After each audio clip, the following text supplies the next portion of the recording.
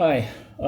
So, not really sure where to start except for first and foremost saying thank you for all of you that commented and messaged me regarding the last video. And I'm very, very thankful that you were able to find that helpful, and maybe it provided you, as I had hoped, some behind the scenes understanding of business operations at the C suite and boardroom level, specifically for my time at Eclipsys and Allscripts. So, building on top of that, I want to talk a little bit about acquisitions in this video and give you kind of a behind the scenes view of what happens in the C-suite and the boardroom when we're thinking about acquisitions. And specifically, I'm going to talk about three different stories, or three different acquisitions, if you will. The first one happened prior to my time at Eclipsys, one of the companies I'd worked with in my pre-Eclipsys life. And then the other two, actually, one took place at Eclipsys, and then I'm going to talk about the actual merger of Allscripts and Eclipsys and some of the things that went on there. And I'm going to kind of preface all this by saying that if you worked at Eclipsys and Allscripts, one of two things, or maybe one of three things are going to happen. Either one, you're going to feel a whole bit of sense of closure and I don't know, maybe some healing to some level. Two, you're going to get really, really angry. Or three, you're going to do all three, or all two, right? You're going to get really angry, but also feel a sense of closure and kind of go, I knew it, I knew it, I knew it. So with that, let's get into it. I just want to introduce a character into this storyline that I'm going to share that's actually worked with me throughout all of this. All of these situations, and that we're going to codename that person McLovin. I'm really hopeful that McLovin at some point will come forward and actually do a podcast with me kind of thing where we talk about some of these things. But for now, I want to respect people's privacy. I'm not going to name names of companies other than Eclipsys and Allscripts, and I'm not going to name people that were involved other than code names such as McLovin. And yes, McLovin comes from the Superbad movies. So what I want to do is I'm going to start with when I was working at a company prior to Eclipsys and an acquisition that went on there. And the common theme throughout all of these, I think, is that, I think many people think that there's a lot of deep thinking that goes on when it comes to acquisitions and mergers and all those things. And frankly, I've not seen that. I think there's a lot of buzzwords thrown around like accretive and synergistic and, do financial modeling. And, frankly, it's a lot of silliness. It's a lot of people who are trying to just justify their silly position, not based on facts, but by creating a narrative and getting everybody to buy into this narrative, no matter how wrong or silly the narrative may be. You may or may not know this. I'm not a huge fan of people that are MBAs, and I'm really not a huge fan of most people that have a C at the start of their title, including myself, right? I've been a chief technology officer, a CEO, and held a variety of other positions and been a board advisor and board member. So, yeah, I don't like what I've become. Anyway, all that aside, let's start with the first kind of insight, first story that occurred. And this is while I was working again at a company prior to Eclipsys. And we had, at this company, started thinking, hey, we need to add in things that can support our platform, right? We're going to buy in technologies and solutions and offerings that can bolt onto our platform. But we all agreed that it had to be a seamless integration and a consistent experience for the users of our platform. And I thought that was a great idea. I think that's a very appropriate strategy if done right. And I was called into the CEO's office and told that we have a potential company to look at. They've been talking to them, and they need me to go out as the chief technology officer to this company, which was located in Portland, Oregon, and take a look at how hard it would be to integrate them, what the challenges would be, if it's doable, if it's not, and to give my feedback on the overall strategy and fit. Now, one danger signal for me personally in those situations is when I'm called in by a CEO or anybody, after they've already been talking to this company for quite some time. That's always sets off red flags for me, because it's like, wait a minute, I'm in charge of product strategy and technology, and you've been having conversations, and that's just silly. I'll tell you right now, anytime a CEO or head of sales or chief revenue officer, a marketing officer is leading, and even biz dev, and I don't like biz dev people either, when any of those entities are out there and driving the conversation with these companies, whether it be partnership or acquisition, they're the wrong people in the room. And we can get into that, or I'm happy to talk about that as to why, but probably these stories will illustrate that pretty clearly. So, called in, told to go check out this company in Portland. I turned to my man McLovin, and I'm like, hey dude, we're going to head out to Portland. We got to take a look at this. There's somewhat of a pressure of a timeline. That's a second red flag. When you're being dictated a timeline, it already is telling you this isn't going to be a serious diligence, right? Because typically the complexity of the diligence should drive the timeline, not some silly financial reason. So we head out to Portland. We get there on a Sunday. We go meet with the team from this other company starting Monday morning, bright and early. We spend the entire day with them. Really good people, really enthusiastic about what they were doing. Me and McLovin, at the end of this day, decided to grab dinner and debrief. We had taken different tracks. We weren't in the same room together. So we needed to compare notes and figure out what's going on. And both of us kind of, thought like, hey, these guys look really good. The idea is great. What they're doing is great. Great fit for our platform and what we're trying to accomplish. But there's just something not adding up. We're probably going to need more than 5 days, but we only really have 5 days, and at least to come up with a directional decision. And but there's some things here that, this is maybe more complicated than we're thinking, and we don't know if they're truly as far along as they're saying. So we had some yellow flags, right? Now some red flags, we needed more time, more questions. So Tuesday we go back and meet with the team, start our second day, continue to dive down.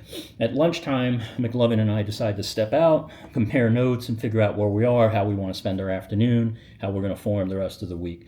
Still feeling great about the team, but more and more questions are coming up for us, and we're kind of now at this position where it's like, hey, there's definitely some yellow to red flags here that we got to dive into. We can't be conclusive. We haven't had enough time, but things are starting to pop up where we're seeing some hesitancy in answers. Some of the things we're asking for, they don't have. They're going to need time to put together. All good. So during lunch, I get a call. It's our CEO. And so I step out to grab the call, speak to them, and kind of start trying to give them an idea that, hey, there's some things here that may or may not be a problem. But we're on it. We're going to try to filter that out and figure out where we stand. I should have known by now that what I said didn't really matter, and I'm not trying to be bitter. I'm just saying you'll see as we go through these that the reasoning for most acquisitions has nothing to do with the strategy that you've articulated and all to do with the narrative that people have put together in their own minds to look good. So the CEO kind of cuts me short and says, hey, John, don't fret over it. Don't worry about it. We actually closed the deal yesterday. So, you can stick around if you want, come home. If you want to take some time in Portland and just chill out, have fun, feel free. So I was like, a cartoon character shaking my head on the phone thinking I must have not heard what you just said. So you sent us out here, but yet yesterday, Monday, you signed a deal and bought the company. So I nicely reiterated, I just want to clarify, hey, you saying we already own these guys?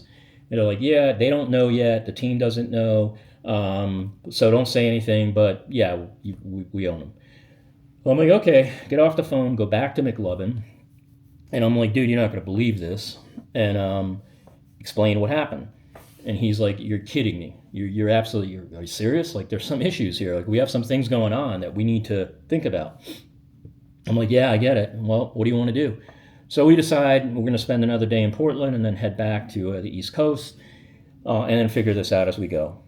So we put together a plan to figure out how we're going to integrate these guys over the next 4 or 5 months. Now, here's the part where this all starts to fall apart. As we get into this, now this was a multi-million dollar acquisition. The checks have been dried. There were some performance metrics that had to be met to get the full payout, but for the most part, they got probably about 75 to 80% of their payout on the initial transaction payment. And as we get into it, we start realizing that they didn't have as many customers as we were led to believe. They only had like 6 or 7 customers, and those were all beta customers. There was no actual customer running their technology that was real.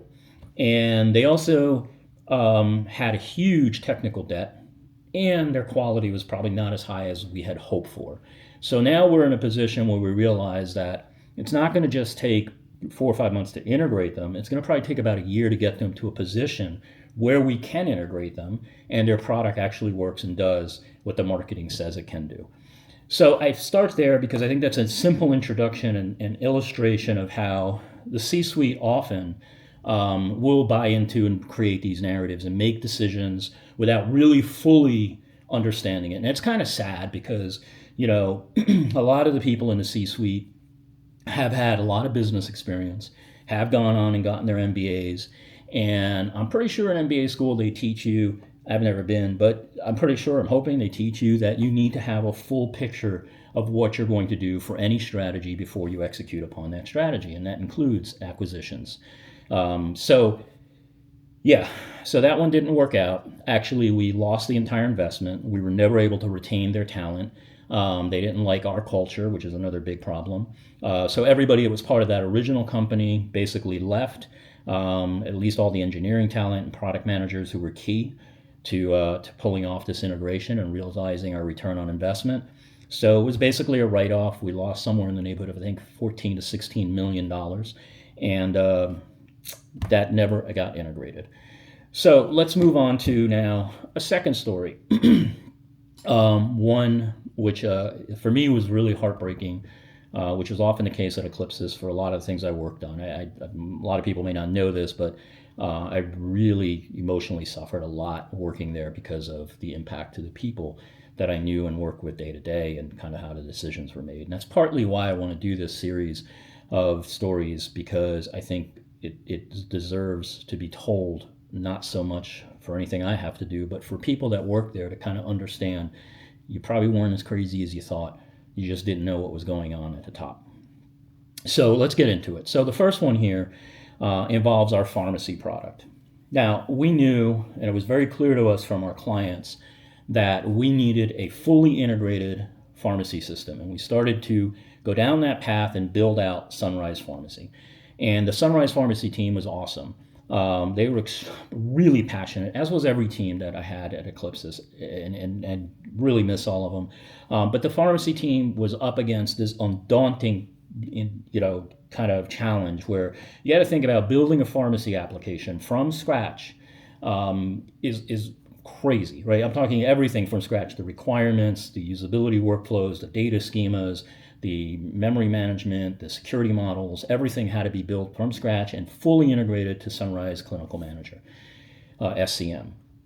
Now, one of the things that happened is before we actually started building, we did look at acquiring other pharmacy companies and try to integrate them. And what we found is, and the feedback from pretty much all the customers we had on the inside track of this, was that the other pharmacy solutions that were in the market, one of them was just okay, but kind of dated, and the other one just sucked.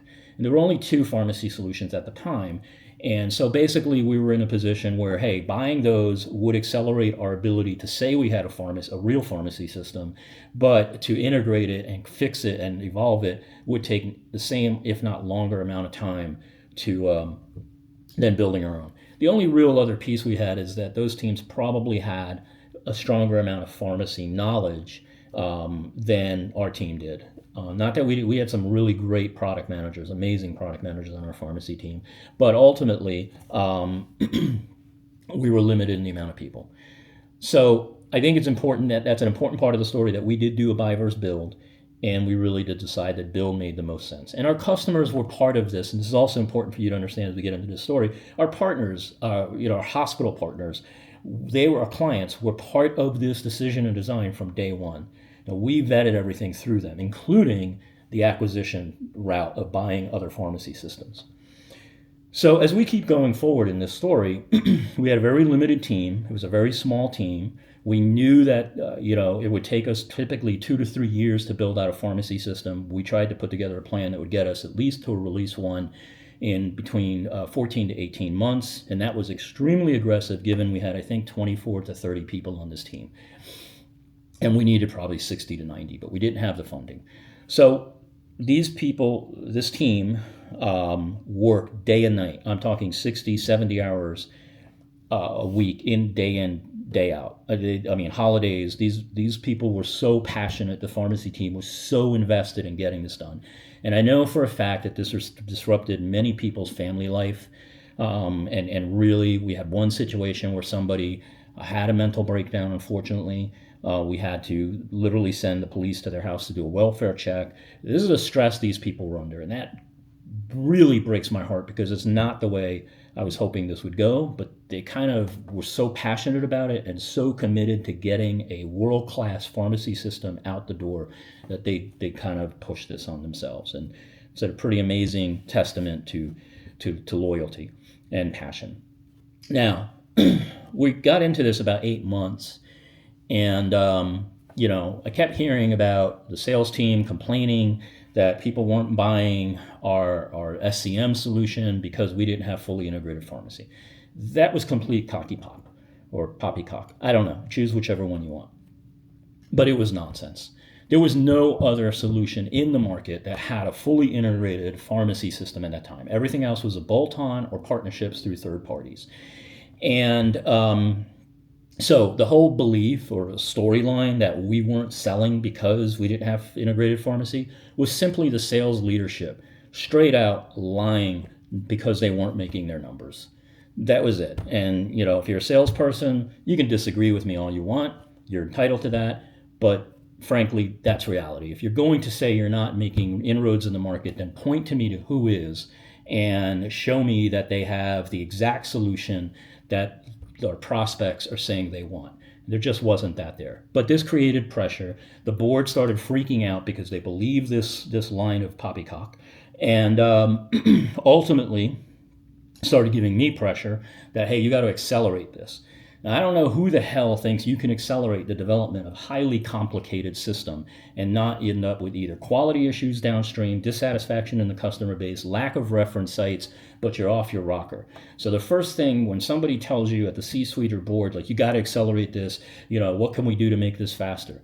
And by the way, that's usually code for what can we do to make this faster without giving you any more resources, time, or money, right? And we're going to just shorten the time cycle. So I pushed back heavily. I wasn't going to put my team in a position where they could they were going to take on more pressure without additional resources. And we also knew we're at a point now where even bringing on additional resources, and for those of you that are engineers or in product development, know there comes a point where you could throw all the people you want at it, and you're going to make it worse. You're going to take longer than your original planning. And this team was pretty much on target to make our original plans of between about 18 months for first release delivery.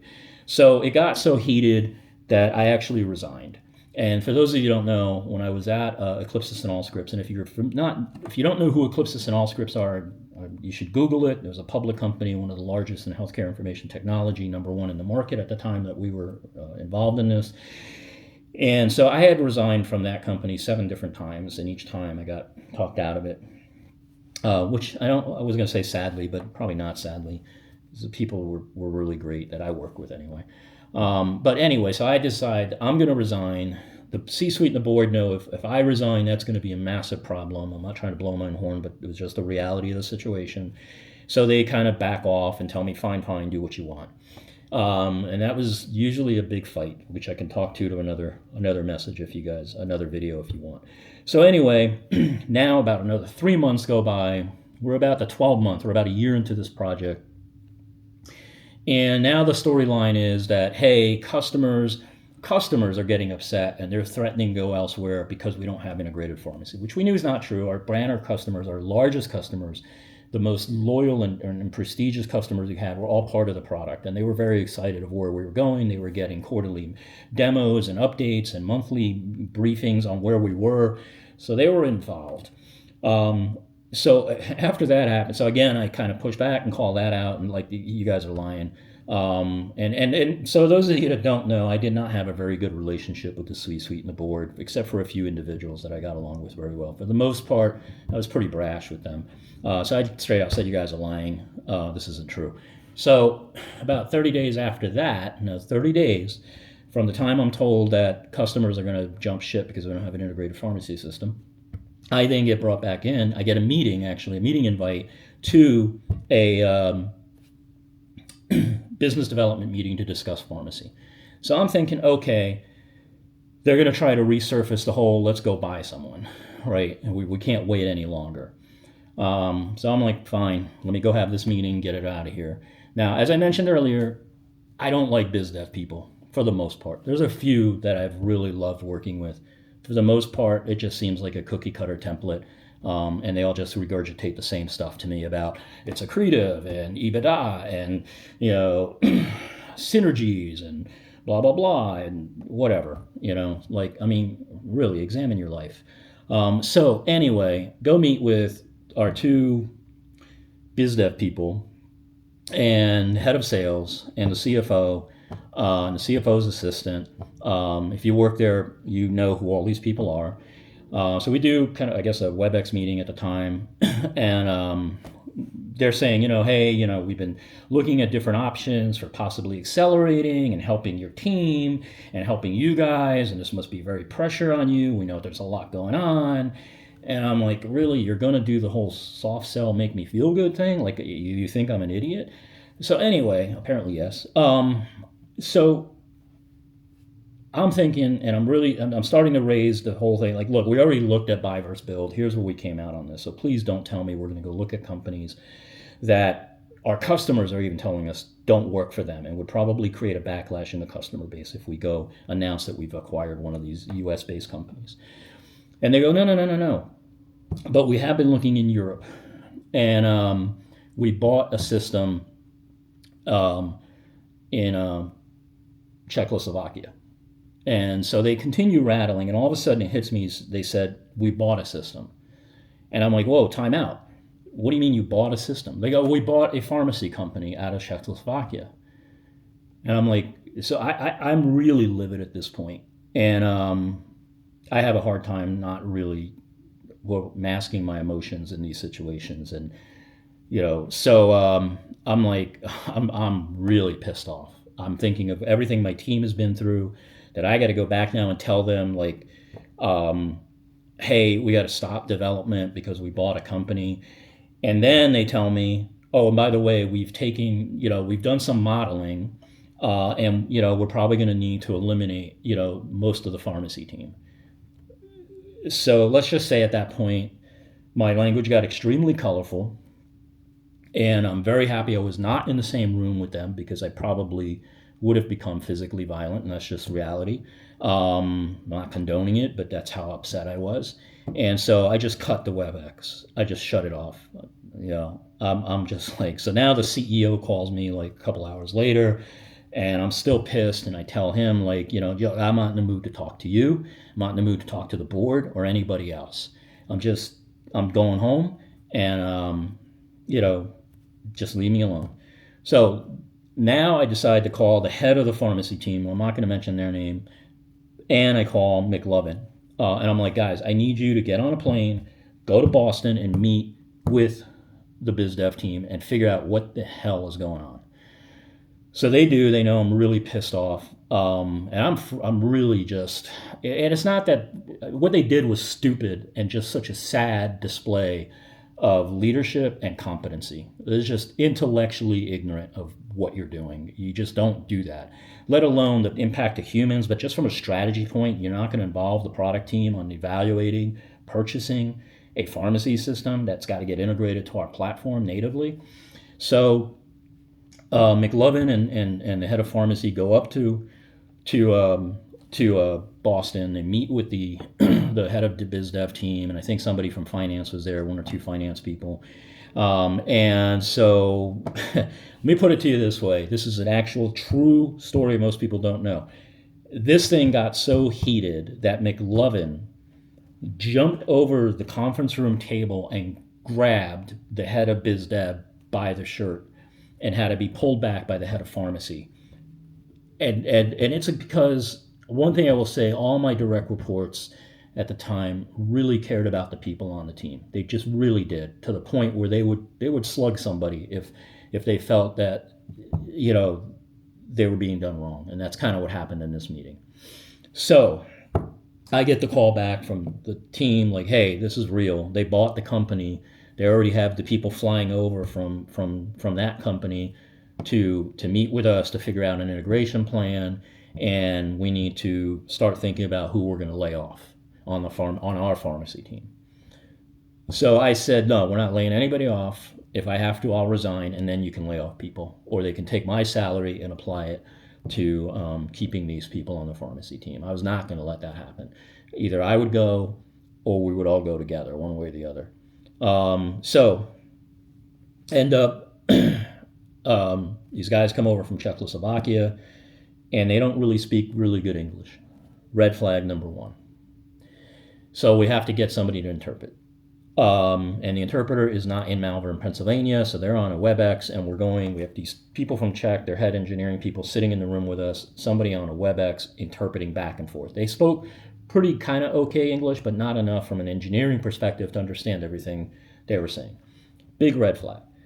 Red flag number two, we quickly find out that the pharmacy system is written in something known as Visual FoxPro. If you don't know what Visual FoxPro is, it's a computer language that when we were back doing this 20 years ago, was actually falling out of favor. It was a legacy language. Nobody was really writing in it, but it was ubiquitous in Czechoslovakia because they could get it cheaply. And but it wasn't used to develop commercial systems, right? It wasn't used to build highly reliable, scalable, secure, responsive applications. Right? There were new languages out at the time: .NET, C#, and a bunch of other things. But Visual FoxPro was now. So we bought a company in Czechoslovakia that spoke broken English with a technology platform that isn't used. And none of my engineers, not one of us, knew how to really use Visual FoxPro. Next, we find out that all the documentation and commenting in the code and all the physical documentation of explaining the system and the workflows and the user manuals, all of that is in Czechoslovakian, or whatever they speak there. So if I got that wrong, sorry, but was not English. So we had to have all that converted, and that would take months, because not only did we have to convert it, we had to convert it after we did the integration, and, which we'll get to in a moment, we have to go through quality checks because hospitals are going to use this for caring for patients. And we can't just run it through some converter. It's got to be read and proofread and double checked. So we're talking months and months of conversion. Now remember, I told you this happened about a year in. We were going to be ready to ship our product in 18 months. We're already adding a year into when we'd have this solution ready. On top of that, we find out that all the screens are in Czechoslovakian, right? They're not in English. So we have to convert all the UI and again go through all these quality checks on top of what we just said. So we've now really killed our timeline. But it gets even worse. We find out that, hey, the system is actually designed for retail pharmacy, not clinical pharmacy, not being in a hospital. And so this is a massive problem because all of the workflows, the dosing, the formularies, all of the things that my team has worked over a year now on doing and getting right and being perfected and being vetted by our clients is not something this stuff is meant for. This is meant for Walgreens and CVS or whatever they use, Rite Aid or whatever is the retail pharmacy platform in Czechoslovakia. But the thinking by the BizDev team is, well, how different could it be? Now, I go back to the board and the C-suite, and I bring all this up. I'm like, here's all the problems we have. And it's going to take us 1.5 to 2 years on top of where we are today to build through this and figure out what we do. So then I get word after that meeting that certain people had said that I was making this up. I'm just pissed off because I wasn't included in the diligence, and they're sorry about that, but it's not that bad, and none of this is actually true. So basically now, and my team are being called liars, that we did not, that this isn't real. And so BizDev decides they're going to go out and show the system to a set of reference clients and get their feedback. Now, I want you to understand something. Within any company, there is a set of clients who are basically going to say whatever you want them to say as long as you pay them. And you can pay them through discounts on support agreements, licensing renewal, training credits, a whole bunch of different things you can do, services credits, to get them on your side. Now, the great thing about Sunrise, our product, and our company, Eclipsis, at the time was we didn't really have to pay people, but sales did at different times.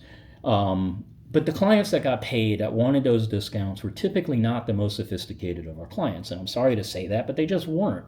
If you're a client and you have to get a discount in order to gain favor with the vendor, then you're really not the most valuable client to them. So BizDev goes out, meets with these clients, and comes back with all this feedback of how great this Czechoslovakian retail pharmacy system is. Now, mind you, these are like community hospitals. They can make do. They make do with a lot of things, and they do a great job. But when we get into the university hospitals and the massive system-based hospitals and others that were our clients that were very sophisticated, specialty hospitals, cancer centers, you start realizing that a retail pharmacy system just isn't going to adapt. You have very, very sophisticated formularies, all kinds of implications to order sets and other things that go on in the applications. So now I have to go to a meeting and hear about how great everything is, and they have one of the clients on the phone.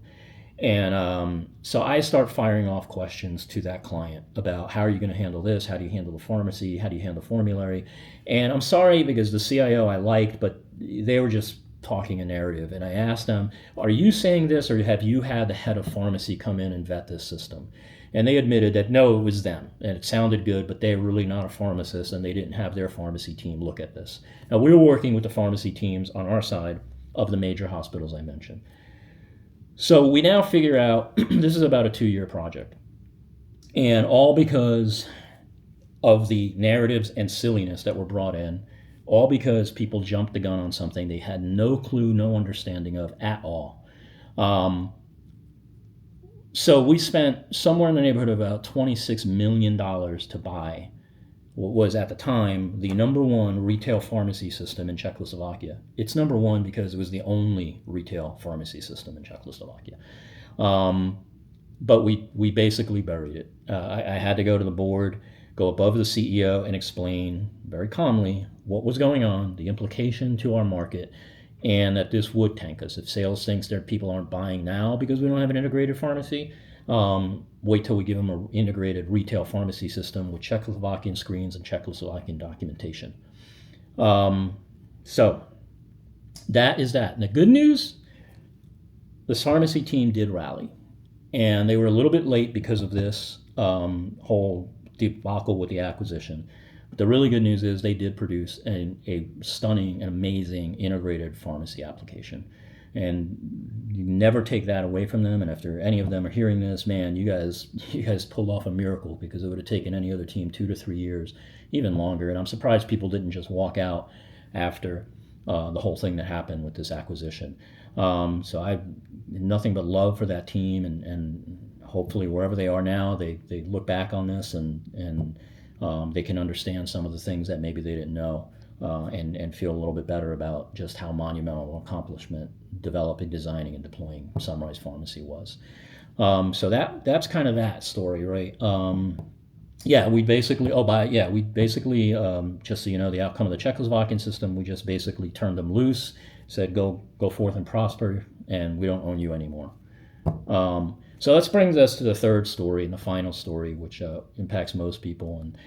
And so we had been in talks with Allscripts for a few months, talking about potentially bringing Allscripts and Eclipsis together, which would have created, or did create, somewhere in the neighborhood of about $1 billion company. Each company's worth about $500 million or so, bringing them together to be about $1 billion entity. And I'm going to focus specifically on the diligence side of this and not get into all the financial modeling and financial discussions that went on as part of this. But there was a bunch of financial analysis done. And one of the things I will tell you in acquisitions is often we spend more time on the financial models, which again are all poppycock. I've yet to see a company, in very rare instances, typically not in the healthcare industry or IT, usually in the airline industry and others, where the actual financials are what occur post merger or acquisition. So you can spend a lot of time modeling and guessing EBITDA and quality of earnings and all that, and it's kind of like just an exercise in futility. It's great, you're checking the box, which is mostly what happens in the diligence process anyway, but very rarely does it actually model out the way that you modeled. So we'll skip all the financial stuff and just get to the technical, because I think the technical diligence that was done between Eclipsis and Allscript is telling of kind of how the company was run and the thinking and how it set us up for not being successful post merger. So we decide, okay, we're going to take the next steps, but we need John, me, to be comfortable with the Allscripts side of this. Now, I didn't know much about Allscripts at that point. I have a philosophy that ultimately, you don't. I don't really care what my competitors are doing. It's very rare that I know what a competitor is doing, and I can talk more about that in another video. So I didn't know much about Allscripts. So we needed time to really understand their product portfolio and their technology, and we decided we're going to do a meeting in Atlanta, get all of our team, many of our team's leads, and senior team leaders and their senior team leaders in a single location, which we decided would be a hotel in downtown Atlanta, spend a day. And the idea behind that day was to kind of sort of get to know each other, get a high level understanding of all the products we had, which at the end of the day would have been like 42 different products we had to bring together, and figure out where there was kind of that Venn diagram of overlap. And then the other part of that day, one of the other big objectives was, hey, let's figure out what we need. How much of a timeline do we need to actually do a diligence? There's a lot that goes into a diligence, right? We need to figure out what's the quality of the code, what's the technical debt, what languages and technologies are being used, where are the challenges, what are the customer sat issues, what's the roadmap? It just goes on and on, right? It's a big, heavy lifting process. It's a lot harder to do technical diligence than it is to run financial models on Excel spreadsheets. So you need time, and you need the right people in the room, and as part of the process. And the other big part of this is culture. Like if the part of the thing that you're doing during a technical diligence is trying to get people to become friends and allies and one family. And this is where it starts, right? So if you're not taking the time to do it, you start from a very bad position. It's kind of like, being told, I guess, in an arranged marriage type of thing that you will get along whether you like it or not. And I know a lot of arranged marriages work out, but there's also a lot of diligence that's done in an arranged marriage versus just two families saying you two are going to get married, and we don't know about anything about the other. So we go down to Atlanta. Now, I want to preface this by saying that on our side, on the Eclipsis side, I was told by the CEO, and I had met with the CEO of Allscripts at the time, and both of them said, hey, this is your gig. Figure out what we need to do. Whatever you got to do, we're behind you all the way. It was literally what was told to me. So I have the meeting. I set up the meeting in Atlanta, invite everybody from both sides, set up a structured day. I had a lot of help doing that. I've got Nick Lovin, and all of my direct reports are part of this. And so we have the meeting, and you could see there's a lot of contention. There's just a lot of friction between the teams. Who's going to be in charge of what? People are worried about their jobs. People are worried about their teams, all rightly so. But there's also a lot of question on both sides of where our code is, how easy is it going to integrate, can it integrate, can it not integrate? So we go on and have the meeting, and really the big outcome is, okay, we've got a lot of work to do. We're going to need probably about 30 days, not in a row, but over a period of 30 days, we can get this technical diligence done, because we also have ongoing projects, right? We can't just stop what we're doing. We don't know if this is all going to work out. And we also have customers that we have to continue supporting while we're figuring out, can we bring all this together and to what level? So the day after this meeting in Atlanta, I go to have breakfast with the CEO of Eclipsis. to give him an update. And we had breakfast often. I actually really liked, the CEO of Eclipses at the time. This Eclipses, we had this CEO, we had a bunch of CEOs, but the last one we had I really liked. So I meet with him for breakfast, and I'm told, so I go into it and say, hey man, here's where we're at. It's kind of a good meeting, but somewhat contentious as you would expect.